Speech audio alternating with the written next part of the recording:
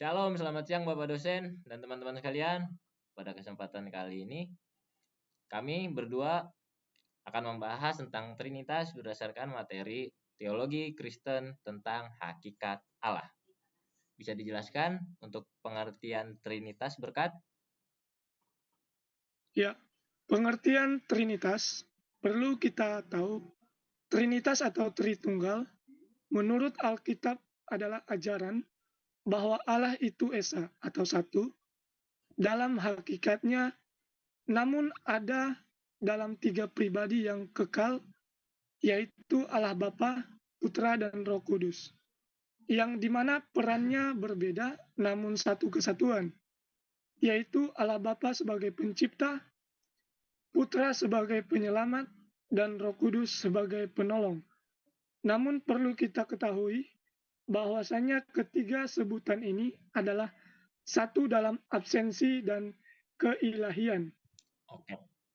Untuk Trinitas menurut para teolog, saya akan beritahu menurut Tertullianus, Trinitas ia merumuskan prinsip una substantia tres personae, atau bisa disebut satu substansi tiga pribadi, untuk menjelaskan bahwa Bapa, Putra, dan Roh Kudus adalah satu dalam absensi, tetapi berbeda secara pribadi.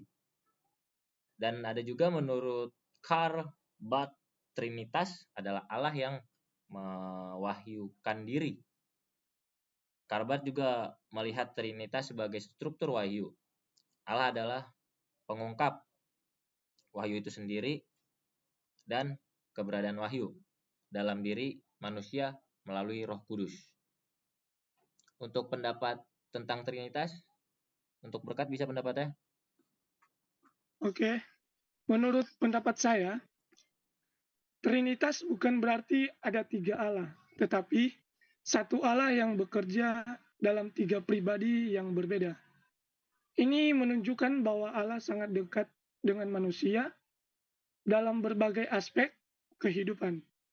Kita memahami bahwa Allah Bapa menjaga dan memelihara hidup kita.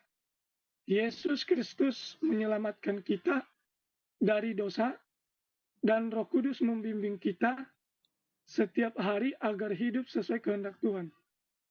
Walaupun Trinitas sulit dijelaskan secara logika manusia, kita percaya bahwa iman membantu kita memahami bahwa Allah memang lebih besar dari pemikiran manusia. Trinitas mengajarkan kasih, hubungan, dan kesatuan yang sempurna dalam diri Allah sendiri. Oke, untuk pendapat saya, Trinitas dapat dipahami sebagai bentuk relasi yang sempurna dalam diri Allah, Bapa, Anak, dan Roh Kudus. Tidak berdiri sendiri-sendiri, melainkan saling berhubungan dalam kasih yang tidak terpisahkan.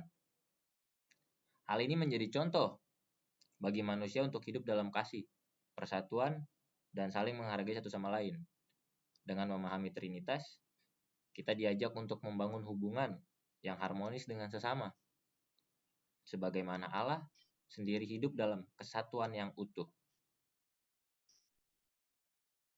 Perlu kita menjelaskan tentang Trinitas kepada orang yang tidak seiman adalah hal yang cukup penting namun menantang, karena doktrin ini sering menjadi titik kesalahpahaman terbesar, bisa dibilang atau sering dianggap menyembah tiga Tuhan.